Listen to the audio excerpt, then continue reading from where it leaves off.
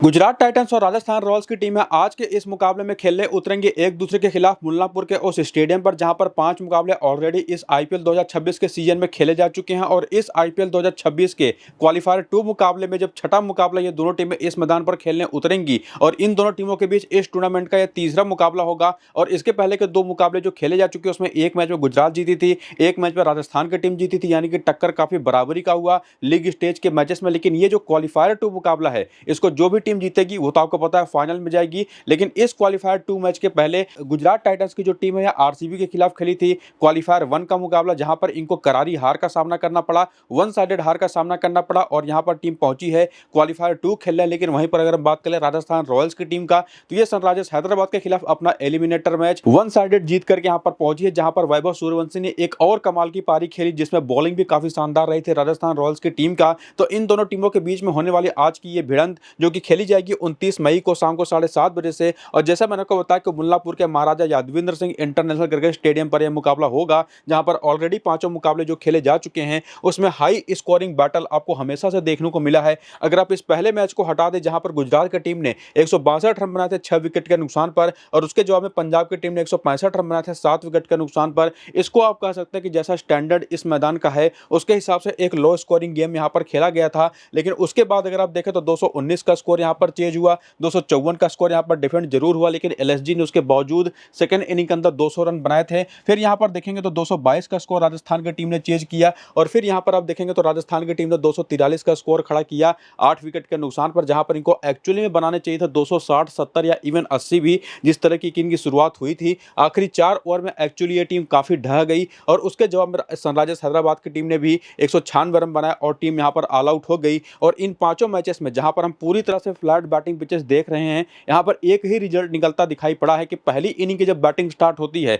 जब पिच पूरी तरह से रोल्ड होती है, हार्ड होती है, नई गेंद वहां पर खेलने को होती है, तब तो शुरुआती ओवर्स में रन बनाने यहां पर बहुत ही ईजी होते हैं पहले 10 ओवर के दौरान। लेकिन चूंकि एक्सेसिव हीट जो गर्मी का मौसम फिलहाल चल रहा है, दिन भर यहां पर जो पिच के ऊपर धूप पड़ी होती है, उसकी वजह से क्या होता है कि जब 10वां 12वां ओवर हो जाता है पहली इनिंग का, उसके बाद जब गेंद भी काफी हद तक थोड़ी बहुत यूज हो चुकी होती है तो उसमें जो सॉफ्टनेस पिच के अंदर आ जाती है उसकी वजह से होल्ड करना शुरू कर देती है, गेंद पिच के ऊपर और बल्ले पर फंस करके आती है। तो आखिरी के जो 7-8 ओवर होते हैं वहां पर रन बना पाना पहली इनिंग के अंदर बहुत ही मुश्किल हो जाता है, जैसा कि आपको आखिरी मैच में अगर आपने ध्यान से देखा हो तो आपको वहां पर भी नोटिस हुआ होगा। और इवन ये चीज हमने पहले वाले मैच में भी देखी थी और पहले वाले मैच का जब मैच खत्म हो गया था तो वहां पर कप्तानों ने आकर के भी सेम वही चीज बोली थी कि बीच में जाकर के गेंद फंसने लगी थी पिच के ऊपर। वही सेम चीज आपको आखिरी मैच में भी दोनों कप्तानों का बयान दिखाई पड़ेगा, यानी कि इस पिच का नेचर काफी हद तक पहली इनिंग के अंदर बिल्कुल सिमिलर रहा है। इवन सेकंड इनिंग के अंदर भी वो जो नेचर रहा है पिच का पूरी तरह से सिमिलर ही रहा है, क्योंकि सेकंड इनिंग में जो टेम्परेचर का एक सिग्निफिकेंट ड्रॉप होता है उसकी वजह से भी और हल्की फुल्की ओस भी आती है सेकंड इनिंग के अंदर, तो वहां पर पिच काफी हद तक सेटल डाउन हो जाती है। तो सेकंड इनिंग में बैटिंग करना एक्चुअल अगर आप देखेंगे तो पहली इनिंग के कंपैरिजन में थोड़ा सा आसान होता है। हालांकि पिछले वाले मैच में सनराइजर्स हैदराबाद के बल्लेबाजों ने काफी उल्टे सीधे शॉट्स खेले जहां पर टिकने के बाद उन्होंने अपनी विकेटें गंवाई, वरना ये जो 243 का स्कोर है ये भी काफी हद तक चेजेबल ही था। और उसके अलावा भी अगर आप देखें तो 254 का स्कोर भी यहां पर एक बार डिफेंड हुआ है, तो 2 ही बार ऐसा यहां पर हुआ है कि यहां पर कोई भी स्कोर डिफेंड हुआ हो और वो भी 243 और 254 जैसा स्कोर। लेकिन बाकी 3 मैचेस में बैटिंग सेकंड करने वाली टीमें यहां पर मैचेस जीती हैं। और एक बार फिर से आपको मैं बता रहा हूं कि आज के इस मैच में भी जो टीम टॉस जीतेगी वो पहले फील्डिंग ही करने की कोशिश करेगी, जैसा यहां का पिच का नेचर रहा है। क्योंकि ये एक नॉकआउट मैच है और नॉकआउट मैचेस काफी हद तक एक प्रेशर गेम्स होते हैं जहां पर पूरी तरह से डू एंड डाई की सिचुएशन होती है, यानी अगर आप जीते तब तो आप अगले मैचेस में जाकर के खेलेंगे, वरना हारे तो यही आपका आखिरी सफर यहीं पर खत्म हो जाएगा, टूर्नामेंट से आप बाहर हो जाएंगे। और ऐसे प्रेशर सिचुएशन में गुजरात की तरफ से ये जो कुल प्लेयर हैं स्क्वाड के अंदर,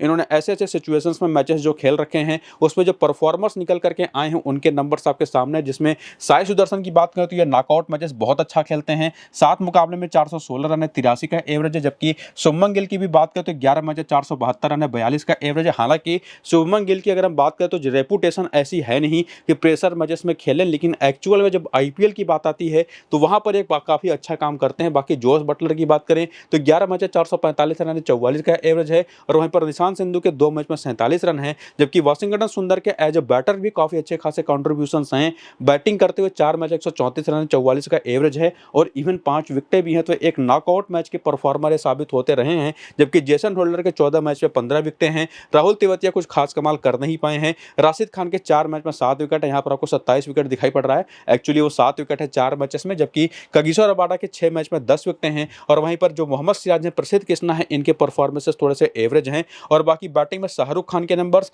नीचे आर साई किशोर के भी नंबर्स आप देखेंगे तो काफ़ी ठीक-ठाक से हैं। जबकि ग्लेन फिलिप्स के भी 6 मैच 196 रन है, 32 का एवरेज है। तो ये तो गुजरात की टीम के प्लेयर्स हैं जिनको एक तो नॉकआउट मैचेस खेलने का अच्छा खासा एक्सपीरियंस है और उसमें परफॉर्मेंसेस भी देने की अच्छी खासी एक्सपीरियंसेस ये लोग लेकर के आते हैं। और इसके अलावा अगर मैं बात करूँ राजस्थान की टीम का, तो ये टीम बैक टू बैक दूसरा नॉकआउट मैच खेल रही है इस टूर्नामेंट के अंदर। और इनके प्लेयर्स की जो परफॉर्मेंसेस ऐसे स्टेजेस पर आकर के होती हैं, वो नंबर्स आपके सामने, जिसमें जायसवाल उतना कुछ खास कमाल कर नहीं पाए हैं। 7 मैच 161 रन, 23 का एवरेज है। जबकि वैभव सूर्यवंशी ने अभी पिछले ही मुकाबले में सनराइजर्स हैदराबाद के खिलाफ, जो कि वो भी एक नॉकआउट ही मैच था, एक मैच खेल करके 97 रन इन्होंने वही 29 गेंद पर बनाए थे, जिस पर अगर कैच आउट ना होता तो ये वर्ल्ड रिकॉर्ड तोड़ देते क्रिस गेल का सबसे तेज सेंचुरी लगाने का। जबकि ध्रुव जुरैल की बात करें तो 4 मैच 127 रन है, 64 का एवरेज है, उसमें से 50 रन इन्होंने पिछले ही मैच में बनाए, काफी कमाल के। बाकी रियान पराग के 6 मैच 134 रन है। और वहीं पर दसुन सनाका के नंबर देखेंगे तो काफी ज्यादा एवरेज हैं। और बाकी डोनोवन फरेरा उतना कुछ खास कमाल कर नहीं पाए, लेकिन ऐसे मैचेस में रविंद्र जडेजा की बॉलिंग निकल करके आती है काफी कमाल की।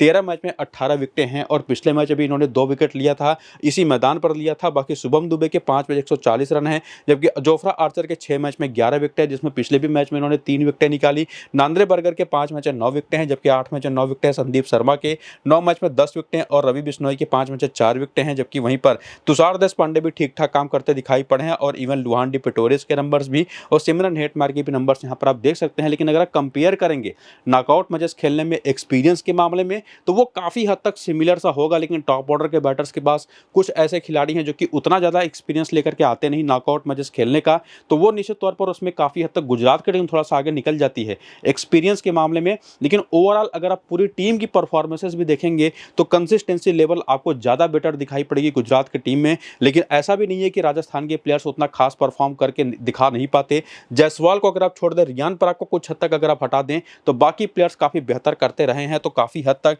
ऐसे प्रेशर मैचेस में तो लगता जरूर यही है कि ये दोनों टीमें काफ़ी तगड़ा करती हुई दिखाई पड़ेंगी। बस डिपेंड करेगा कि कौन सी टीम कितना बेहतर उस दिन परफॉर्म करके देगी। लेकिन ओवरऑल जो आपको मैंने पीछे पिच रिपोर्ट बताया, जहां से हमको ये पता चला कि सेकंड इनिंग में बैटिंग करना मोस्ट फेवरेबल होगा, और उसके साथ साथ जो प्लेयर्स नॉकआउट मैचेस में परफॉर्मेंसेस देते रहे हैं उसमें किसका क्या एक्सपीरियंस है, वो जानने के बाद एक और चीज़ जो आपको जाननी है इस मैच के शुरू होने के पहले, जो कि आपको मैं ऑलरेडी बोल भी चुका हूं कि जो पिच आज के इस मैच में मिलेगी वो है कैसी, एक्चुअली बैटिंग फ्रेंडली ही है या उस पर 3-4 मुकाबले हो चुके हैं। तो उसकी इन्फॉर्मेशन आपको मैं टेलीग्राम और व्हाट्सअप चैनल पर दूंगा अपने टॉस हो जाने के बाद, और उसकी बेसिस पर मेरी अपनी जो फाइनल कॉम्बिनेशन बनेगी 11 प्लेयरों की कप्तान और वाइस कप्तान के साथ, वो भी आपको मैं टेलीग्राम और व्हाट्सअप चैनल पर बताऊंगा। तो जाकर के दोनों को ज्वाइन करिए। नीचे इसी वीडियो के डिस्क्रिप्शन में और कमेंट बॉक्स में जो पिन किया हुआ कमेंट है, लिंक आपको वहां पर टेलीग्राम का भी और व्हाट्सअप चैनल का भी मिल जाएगा। फिलहाल आगे आकर के देखिए यहाँ पर गुजरात टाइटंस की टीम का प्रोबेबल लाइनअप जो पिछले वाले मैच में खेला भी था, जिसमें कुलवंत खेजरोरिया को ये लोग लेकर के आए थे बाएं हाथ के तेज गेंदबाज के तौर पर, और पहली बार इस सीजन के अंदर कोई मैच खिलवाया जहां पर ये प्रेशर को झेल नहीं पाए और अच्छी खासी इनकी पिटाई हो गई। और ये आए थे राहुल तेवतिया की, जहां पर टीम के अंदर इंपैक्ट प्लेयर के तौर पर, और बाकी वही कॉम्बिनेशन इनका खेलता दिखाई पड़ रहा है जो पिछले 5-7 मैचेस में दिखाई पड़ा भी है। और उसके बाद जो बेंच इनका है उसमें से मुझे कोई खेलता हुआ दिखाई तो नहीं पड़ रहा।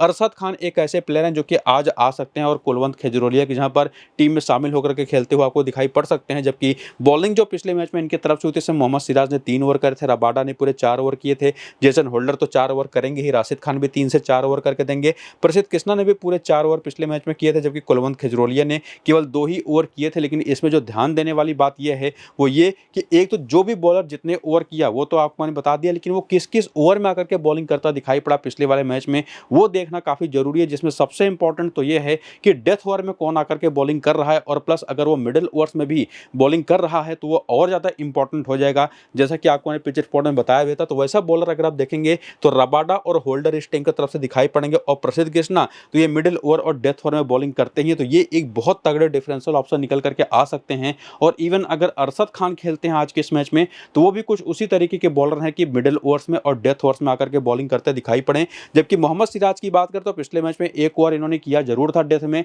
लेकिन एक्चुअली ये पावर प्ले के बॉलर हैं जो कि इस मैदान पर कुछ खास यूजफुल रहे हैं नहीं। अब हो सकता है वो आकर के 4-5 विकेट लेकर के जाएं, लेकिन फिलहाल जो पिच यहाँ पर मिल रही है उसकी यूटिलिटी बेसिस पर कौन से बॉलर ज्यादा इंपॉर्टेंट हैं वो आपको मैं यहाँ पर समझाने की कोशिश कर रहा था। बाकी राशिद खान जैसे स्पिनर्स वो शायद उतना रोल प्ले ना कर पाए पाए अगर यूज्ड पिच नहीं मिलती है तो। बाकी करियर के आंकड़े अगर आप गुजरात के प्लेयर्स के देखना चाहें इस आईपीएल के पहले के, तो वो आपके सामने है। लेकिन इस आईपीएल की अगर हम बात करें तो उसमें जो परफॉर्मेंसेस रही है रीसेंट फॉर्म में आपको यहाँ पर दिखाई पड़ेगा, जिसमें आपको समझ में आ जाएगा कि कौन से प्लेयर रीसेंट टाइम में कितने बेहतर परफॉर्मेंसेस दे रहे हैं, कितने अच्छे फॉर्म में हैं। तो उसका जवाब अगर आप देखने जाएं तो पिछला मैच तो एक्चुअली इनके लिए एक डिजास्टर रहा था आरसीबी के खिलाफ। इनका टॉप ऑर्डर पूरी तरह से फेल कर गया था, ना तो साई सुदर्शन चले थे ना तो गिल चले। जोस बटलर ने जरूर एक बहुत अच्छी 29 रन की पारी खेली, काफी तेज तर्रार पारी थी, और उसके पहले भी ये काफी अच्छे फॉर्म में दिखाई पड़े हैं। हालांकि उसके अगर हम फॉर्म की बात कर ही रहे हैं तो साई सुदर्शन और गिल की बात करें तो ये भी पूरे टूर्नामेंट के अंदर काफी तगड़े फॉर्म में रहे हैं, बस पिछले मैच में चल नहीं पाए। और इवन पिछले मैच में तो निशांत सिंधु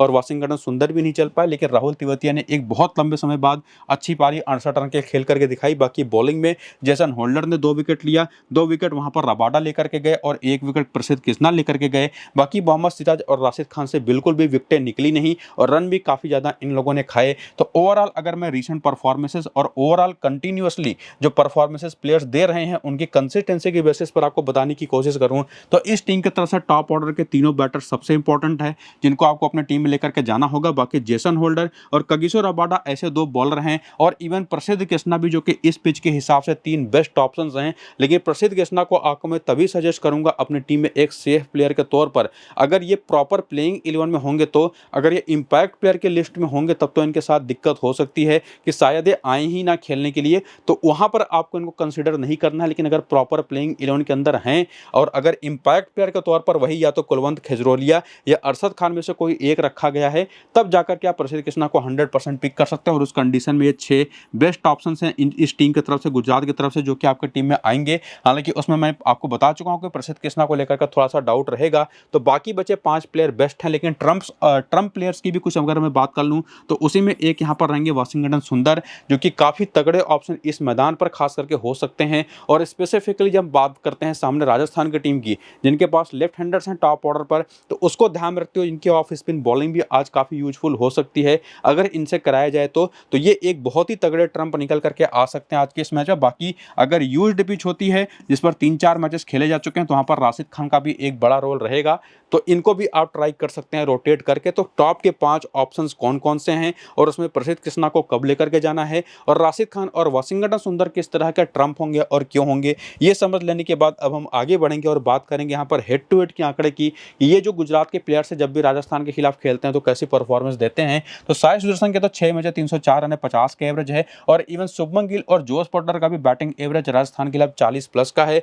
और बाकी सुंदर के नंबर्स थोड़े से एवरेज जरूर हैं, 8 मैच 130 रन है, 26 का एवरेज है, 1 विकेट है। लेकिन होल्डर के 8 मैच में 13 विकेटें हैं, राशिद खान के 18 मैच में 24 विकेटें हैं। लेकिन generally Rashid Khan second inning में ही प्रभाव छोड़ पाए हैं, जहां पर हर 14वीं गेंद पर इनको विकेट मिला है। लेकिन पहली इनिंग में भी 21 का टारगेट है, जो कि एवरेज नंबर्स आप कहेंगे, लेकिन उतने बेहतर है नहीं। उसकी बेसिस पर आप इनको टीम में पिक करें तो सेकंड इनिंग में ही इनको मैं सजेस्ट करूंगा। हालांकि कगिसो रबाडा इंटरेस्टिंगली ये कुछ खास कमाल नहीं कर पाते हैं जब भी राजस्थान के खिलाफ खेलते हैं, क्योंकि इनकी बॉलिंग जैसी है सामने टॉप ऑर्डर के जो बैटर्स हैं उनके खिलाफ उतनी सूटेबल होती नहीं। लेकिन मिडिल ओवर्स में जो कि ये बॉलिंग करते हैं, डेथ में भी बॉलिंग करते हैं, तो वहां पर बहुत इंपॉर्टेंट होंगे। तो एक चीज जो ध्यान देने वाली आज के इस मैच में है वो ये कि रबाडा मेरे हिसाब से आज के इस मैच पहली इनिंग के लिए मोर सूटेबल ऑप्शन होंगे बॉलिंग करने के लिए। तो अगर आपको प्लेयर्स रोटेट करके किसी को लेकर के आना है, चाहे वो राशिद खान हो चाहे वाशिंगटन सुंदर हो, तो वो चांस हो सकता है कि अगर सेकंड इनिंग की बॉलिंग आज के इस मैच में गुजरात की होती है तो वहां पर आप या तो राशिद खान को और या तो वाशिंगटन सुंदर को अपने टीम में इंक्लूड कर सकते हैं।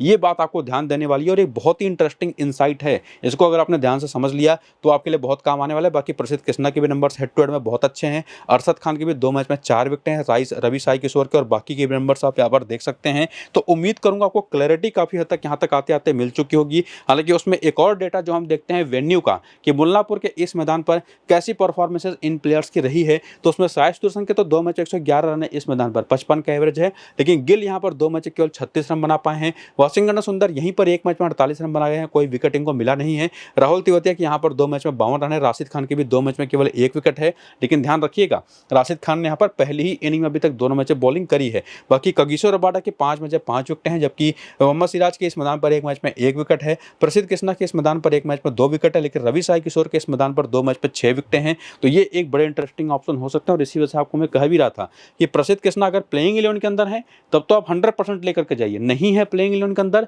तो चांसेस ये भी बन सकते सकते हैं कि कंडीशन को देखते हुए रवि साई किशोर को भी लेकर के आ जाएं ये लोग और प्रसिद्ध कृष्णा को खिलाएं ही ना, तो वो चीज़ आपको ध्यान में रखनी है। बाकी आगे बढ़ते हुए प्लेयर बैटल अगर आप देखें, और प्लेयर बैटल में हमको देखना यही होता है कि टीम के जो बैटर्स हैं वो किस तरीके की बॉलिंग पर या किस इंडिविजुअल बॉलर के खिलाफ कमजोर साबित होते हैं। तो एक तो आपको मैं क्लियर चीज़ बता दूं कि गुजरात की टीम वो टीम है जो आपको मैं हर बार बताता हूं गुजरात के टाइम पर कि जब भी गुजरात के मैचेस हम कवर करते हैं, स्पिन खेलने के मामले में पूरे आईपीएल की बेस्ट टीम है। और उसमें बाएं हाथ की तेज गेंदबाजी भी, जो कि ज़्यादातर टीमों की कमजोरी होती है, वो भी इनके खिलाफ उतना काम आती नहीं। लेकिन उसके अलावा भी जो इंडिविजुअल बॉलर्स जैसे शुभमन गिल की बात करें तो इंटरनेशनल टी20 में इन्होंने इनको काफी परेशान किया। जोफ्रा आर्चर पर 30 गेंद पर 36 रन बनाकर के 3 बार आउट हुए हैं। लेकिन इंटरेस्टिंगली आईपीएल में बड़ा अच्छा खेलते हैं इनको। और बाकी ब्रजेश शर्मा पर भी 6 गेंद पर 16 रन बना करके 1 बार आउट हुए। तुषार देशपांडे पर 2 बार 74 रन बना करके, और जडेजा को तो बहुत ही अच्छा खेले हैं। जबकि साई सुदर्शन की बात करें तो इनके नंबर किसी के खिलाफ खराब रहे हैं तो वह जोफ्रा आर्चर पर ही, और साथ ही साथ रवि बिश्नोई पर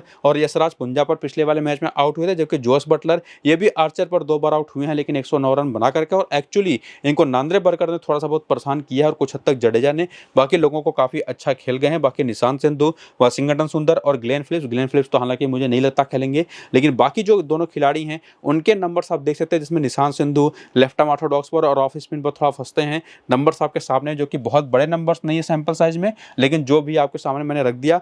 और बाकी वाशिंगटन सुंदर जो कि एक proper of left handed batter हैं, तो ये लेग स्पिन पर थोड़ा फंसते हैं और even left arm medium pace bowling पर भी फंसते हैं। बाकी जडेजा, बिश्नोई और आर्चर पर भी ये विकेट देते रहे हैं। और उसके बाद आते हैं यहाँ पर शाहरुख खान, इनके भी नंबर, हालांकि इमेज यहाँ पर गलत लगी है, लेकिन शाहरुख खान के नंबर से आपके सामने है, जो कि शायद ही प्लेइंग इलेवन में खेलें। तो इस तरह से यहाँ तक आते आते हमने ये बात तो क्लियर कर ली है कि कौन से 5 बेस्ट ऑप्शन है यहाँ पर फिलहाल गुजरात की तरफ से। इवन मैंने आपको सबसे पहले 6 ऑप्शन बताए थे, और उसमें से प्रसिद्ध कृष्णा को कंडीशनली अपनी टीम में आपको लेकर के जाना है, और उसकी क्या कंडीशन है वो भी आपको ने क्लियर कर दिया। रबाडा को क्यों आपको किसी एक स्पेसिफिक इनिंग की ही बॉलिंग में रखना है वो भी आपको ने बता दिया, और जहां पर रबाडा को हटा करके राशिद खान या सुंदर को पिक करना है वो भी आपको मैंने क्लैरिटी के साथ समझा दिया। बाकी आगे बढ़ते हैं, यहाँ पर हम आ चुके हैं राजस्थान की टीम की तरफ, जहां पर उनका प्रोबेबल लाइनअप अगर आप देखें तो वही जो पिछले मैच में उतरा था वही आपके सामने। और पिछले वाले मैच में इन्होंने शुभम दुबे को नहीं यूज किया इंपैक्ट प्लेयर के तौर पर, और बाद में उनकी चूंकि जरूरत पड़ी नहीं तो ये सुशांत मिश्रा को लेकर के आए,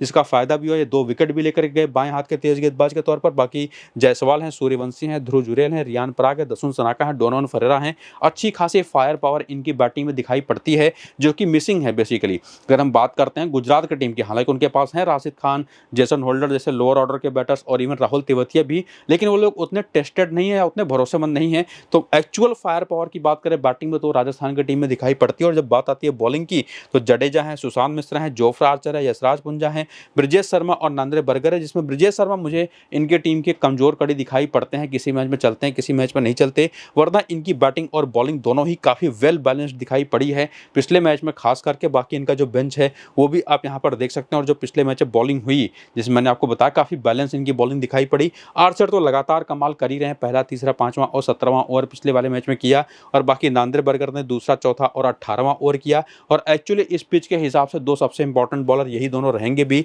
और बाकी ब्रजेश शर्मा भी उसी तरीके के बॉलर हैं इस पिच पर, अगर पहली इनिंग की बॉलिंग है तो आप इनको जरूर ट्राई कर सकते हैं। बाकी यशराज ये भी 4 ओवर करते दिखाई पड़ते हैं, सुशांत मिश्रा ने भी 3 ओवर करे थे, और एक्चुअली इस पिच पर पहली इनिंग की बॉलिंग है तो सुशांत मिश्रा भी बहुत इंपॉर्टेंट होंगे। और रविंद्र जडेजा ने भी पूरे 3 ओवर किए और अच्छी खासी बॉलिंग करी, इसी पिच पर खेले भी थे पिछले वाले मैच में, तो निश्चित तौर पर 2 विकेट लेकर के गए भी थे। तो स्पिनर्स का भी एक रोल है, लेकिन वही है कि कौन कितना बेहतर स्पिनर है वही फायदा उठा पाएगा इस पिच का। तो राजस्थान के स्पिनर्स के लिए काफी इंपॉर्टेंट हो सकता है ये मैदान, क्योंकि लगातार दूसरा मैच यहाँ पर ये खेलेंगे। और बाकी करियर के आंकड़े राजस्थान के प्लेयर्स के आपके सामने वीडियो को रोक करके आप देख लीजिएगा। बाकी रिसेंट फॉर्म की तरफ अगर आप आए तो यहाँ से आपको पता चलेगा कि राजस्थान के प्लेयर्स, जिसमें जायसवाल उतने अच्छे टच में हालांकि रन बना करके दे रहे हैं 29, 27, 43, लेकिन पिछले मैच में जो 29 रन इन्होंने बनाए उसके लिए 29 गेंदें खेली भी, तो उतने अच्छे टच में दिखाई नहीं पड़े। लेकिन सूर्यवंशी को लेकर के कोई डाउट नहीं है, ध्रुव जुरेल ने कमाल की 50 रन की पारी पिछले वाले मैच में खेली, लेकिन जो दिक्कत जायसवाल के साथ रही है वो दिक्कत हमको रियान पराग के साथ देखने को नहीं मिली है। रन से काफी ताबड़तोड़ बना रहे हैं, हालांकि कुछ एजेस भी लगी थी, लेकिन अगर हम बात करते हैं ना कि एक अच्छी खासी टच की बैटिंग में कि आते ही फ्री फ्लो रन बनाते हुए दिखाई पड़े, तो वो चीज रियान पराग के साथ भी दिखाई नहीं पड़ी। और इवन पिछले वाले मैच में डोनोवन फरेरा और दसुन सनाका को भी दिक्कत हुई जब गेंद फंस करके बल्ले पर आ रही थी। लगभग ये 12वें 13वें ओवर के बाद बैटिंग करने आए थे। बाकी जडेजा ने भी 12 नाबाद की पारी खेली और 2 विकेट भी निकाल करके दिया, तो इनकी बॉलिंग तो इनके लिए एक प्लस पॉइंट है ही। और जोफ्रा आर्चर ने जो फायर पावर दिखाई है अपनी बॉलिंग में वो कमाल कर रही है, पिछले 2 मैच में बैक टू बैक बैक 3 विकेटें ली हैं। और एक्चुअली ये जो दोनों पिछले मैचेस रहे हैं ना, हालांकि जो सेकंड लास्ट मैच था मुंबई के खिलाफ वो एक तरह का लीग स्टेज का मैच था, लेकिन अगर वो मैच हार जाती राजस्थान की टीम तो टूर्नामेंट से बाहर हो जाती, तो वो भी एक नॉकआउट मैच ही था। तो पिछले दोनों नॉकआउट मैचेस में 6 विकेट ले चुके हैं। पिछले दोनों नॉकआउट मैच में 97 4 रन की पारी खेल चुके हैं वैभव सूर्यवंशी, और बाकी ध्रुव जुरेल ने काफी अच्छी इनिंग्स खेल रखी है। और बाकी ब्रिजेश शर्मा ने पिछले मैच विकेट नहीं, लेकिन उसके पहले वाले मैच में 2 विकेट लिया था। नांद्रे बरकर ने पिछले दोनों मैचेस में 2-2 विकेटें निकाली हैं। यशराज पुंजा ने बहुत अच्छी बॉलिंग करते हुए 3 विकेटें निकाली पिछले 2 मैचेस में, और सुशांत मिश्रा ने आकर के मिडिल ओवर्स में 2 विकेटें पिछले मैच में निकाली। लेकिन ये आज खेलेंगे कि नहीं खेलेंगे उसका कुछ खास पक्का है नहीं, लेकिन कम से कम एक बात जो पक्की है वो ये है कि नांद्रे बरकर के साथ साथ जडेजा और इवन यहाँ पर जोफ्रा आर्चर, सूर्यवंशी और साथ ही साथ यहाँ पर ध्रुव जुरेल जैसे ऐसे 5 बेस्ट ऑप्शंस हैं जो कि सीधे हमारी टीम में आते हैं। लेकिन चूंकि एक अच्छी पारी ड्यू है जायसवाल से, तो ये भी एक ट्रम्प रहेंगे जिनको आप अपनी टीम में सीधे इंक्लूड कर सकते हैं, या इवन रियान पराग को भी। हालांकि इस टीम के अंदर डोनोवन फरेरा जैसे खिलाड़ी हैं, दसुन सनाका जैसे प्लेयर हैं जो कभी भी आकर के अपनी फायर पावर दिखा सकते हैं बैटिंग की, और एक कमाल के स्कोर तक अपनी टीम को लेकर के जा सकते हैं। तो अनलाइक गुजरात की टीम जिनकी तरफ से ऑप्शंस आपके पास बहुत ज़्यादा थे नहीं, अगर आप बाकी 6 के अलावा देखें तो, लेकिन जब बात आती है यहाँ पर राजस्थान की टीम की, तो इनके तरफ से ऑप्शंस आपको भर भर के मिलेंगे कि आप चाहें तो ब्रिजेश शर्मा को भी लेकर के जाइए, सुशांत मिश्रा भी बहुत अच्छे डिफरेंशियल ऑप्शन है, यशराज पुंजा तो हैं ही, और बाकी रियान पराग, यशस्वी जायसवाल, डोनोवन फरेरा और दसुन सनाका तो हैं ही। लेकिन उसमें सॉल्यूशन आपको तभी मिलेगा जब आप यहाँ पर जायसवाल को लेकर के जा रहे सूर्यवंशी और ध्रुव जुरेल के साथ, तब तो आपको जरूरत नहीं पड़नी चाहिए यहाँ पर डोनोवन फरेरा, दसुन सनाका की, क्योंकि अगर आप टॉप ऑर्डर पर भरोसा कर रहे हैं तो आपको लगेगा ही कि वही लोग रन बना करके देंगे, तो इनकी बैटिंग तो तब आने वाली नहीं होगी। लेकिन आप जायसवाल को नहीं ले जा रहे, तब या तो रियान पराग को या तो डोनोवन फरेरा में या इवन दसुन सनाका में से किसी एक को लेकर जा सकते हैं। लेकिन साथ ही साथ सेकेंड इनिंग की अगर बॉलिंग राजस्थान की है तो वहां से आप जडेजा को ड्रॉप करके कोई भी एक एक्स्ट्रा बैटर या बॉलर अपनी टीम में बढ़ा सकते हैं। तो ये चीज़ आपको डिसीजंस लेने पड़ेंगे और ऐसे ही टीम आपको बनानी पड़ेगी, जो कि निश्चित तौर पर थोड़ा सा मुश्किल जरूर है, लेकिन आगे के नंबर्स आप देखेंगे तो आपको काफ़ी क्लैरिटी मिलेगी, जिसमें जायसवाल के 9 मैच केवल 198 रन है गुजरात के खिलाफ, लेकिन सूर्यवंशी के 3 मैच में 168 रन है, जुरेल के 5 मैच 130 रन है, 26 का एवरेज है, जबकि रियान पराग के नंबर्स भी बहुत ही एवरेज हैं। इवन डोनोवन फरेरा और दसुन सनाका के भी नंबर थोड़े से एवरेज हैं। रविंद्र जडेजा की बात करें तो 9 मैच 151 रन है, 8 विकेटें हैं, और बाकी जोफ्रा आर्चर के 4 मैच केवल 2 विकेट हैं। और ये एक कंसर्निंग बात है जब बात आती है गुजरात के खिलाफ खेलने को लेकर के, स्पेसिफिकली आईपीएल के मैचेस में। इंटरनेशनल मैचेस में इन्होंने बहुत परेशान किया है, अगर आप देखें जोफ्रा आर्चर ने, शुभमन गिल को खास करके, और बाकी सुशांत मिश्रा तो यहाँ पर खेले, इस टीम के खिलाफ खेले नहीं है, लेकिन बर्गर के एक मैच में 1 विकेट है। इसी मैदान पर ब्रिजेश शर्मा के गुजरात के खिलाफ एक मैच में 2 विकेटें हैं, और बाकी यशराज पुंजा की एक मैच में 1 विकेट है, और बाकी प्लेयर्स के भी नंबर आपके सामने हैं। जबकि इस मैदान के स्पेसिफिकली अगर हम बात करें तो पिछला मैच ये टीम इसी मैदान पर खेली है, उसको मिला करके अगर आप देखें तो जायसवाल की यहीं पर 3 मैच में 135 रन है, 45 का एवरेज है। यहीं पर सूर्यवंशी ने पिछले मैच 97 रन बनाए, 41 का बैटिंग एवरेज यहाँ पर रियान पराग का भी है, ध्रुव जुरेल के भी नंबर सब ठीक ठाक है यहाँ पर। और उसके बाद बॉलिंग में जडेजा हो गया, आर्चर यहाँ पर 2 मैच में 6 विकेट ले चुके हैं, यहीं पर बर्गर ने पिछले मैच में 2 विकेट लिया, सुशांत मिश्रा ने भी यहीं पर 2 विकेट लिया पिछले मैच में, यहाँ पर संदीप शर्मा भी बढ़िया काम कर चुके हैं। तो ओवरऑल यहाँ तक आते आते राजस्थान की टीम की तरफ से भी जो भी ऑप्शंस थे उसको तो हमने एक्सप्लोर काफी हद तक किया। लेकिन जब प्लेयर बैटल की बात आती है तो जायसवाल एक ऐसे प्लेयर हैं जो रबाडा की 27 गेंद पर 27 रन बना करके 3 बार, राशिद खान के 27 गेंद पर 28 रन बना करके 1 बार आउट हो चुके हैं। मोहम्मद सिराज पर तो बढ़िया खेले हैं, लेकिन लेफ्ट आर्म ऑर्थोडॉक्स बॉलिंग पर थोड़ा फंसते हैं। तो इनके खिलाफ राशिद खान और कगिसो रबाडा दोनों ही बहुत अच्छे ऑप्शन हैं। और बाकी वैभव सूर्यवंशी की बात करें तो सिराज को तो फिर भी बेहतर खेल गए, लेकिन राशिद खान और प्रसिद्ध कृष्णा पर एक बार सस्ते में आउट हुए हैं। लेकिन ध्यान देने वाली बात क्या है कि राशिद खान और प्रसिद्ध कृष्णा दोनों ही बाद में जाकर के बॉलिंग करने आते हैं, और जब तक ये लोग बॉलिंग करने आएंगे तब तो ये अपना काम कर चुके होंगे। और बाकी ध्रुव जुरेल ये मोहम्मद सिराज पर एक बार अच्छा खेल करके आउट हुए, लेकिन राशिद खान पर 2 बार 19 गेंद पर 26 रन बना करके। और एक्चुअली स्पिन के खिलाफ इनको दिक्कत होती है, चाहे वो ऑफ स्पिन हो चाहे वो लेग स्पिन हो। और बाकी रियान पराग, जडेजा और डोनोवन फरेरा को किस टाइप ऑफ बॉलिंग पर या किन बॉलर्स पर दिक्कतें रही हैं उसका डेटा सब कुछ आपके सामने, जिसमें आपको 2 कॉमन नाम आपको बार बार दिखाई पड़ेंगे, एक तो कगिसो रबाडा और दूसरे राशिद खान। और एक और कॉमन चीज़ दिखाई पड़ेगी कि ये टीम लेग स्पिन के खिलाफ उतना बेहतर नहीं खेलती, इवन लेफ्ट आर्म ऑर्थोडॉक्स पर भी थोड़ी बहुत दिक्कतें इनको रही हैं, लेकिन लेग स्पिन खास करके। और उसके बाद सिमरन हेटमायर, दसुन सनाका और शुभम दुबे के भी नंबर्स प्लेयर बैटल के आपके सामने, जिसको आप देख सकते हैं। लेकिन एक बात तो कम से कम यहाँ तक आते आते क्लियर हो चुकी है कि दोनों टीमें वेल बैलेंस्ड हैं। लेकिन वेल बैलेंस्ड जब कहा चाहते हैं हम एक पूरे प्रॉपर मैनर में, तो राजस्थान की टीम थोड़ी सी ज़्यादा बेटर दिखाई पड़ती है अपनी बैटिंग फायर पावर की वजह से, खास करके है। तो निश्चित तौर पर कौन सी टीम आज के इसमें किस इनिंग की बैटिंग बॉलिंग करेगी उस पर काफ़ी सारी चीज़ें डिपेंड करने वाली हैं। तो टॉस के बाद के जो भी सारे अपडेट्स होंगे वो और प्लस पिच के बारे में सारी इन्फॉर्मेशन, फाइनल इन्फॉर्मेशन वो आपको मैं टेलीग्राम और व्हाट्सअप पर दूंगा। तो जाकर के दोनों को ज्वाइन करिए, नीचे डिस्क्रिप्शन और पिन कमेंट में लिंक है। बाकी वीडियो शुरू से अंत तक पूरा अगर आपने देख लिया तो क्लैरिटी आपको वहीं से मिल जाएगी और अपनी मल्टीपल टीमें भी आप काफ़ी हद तक बना पाएंगे। फिलहाल ये वीडियो यहीं पर होता है ख़त्म। चलते हैं, नमस्कार।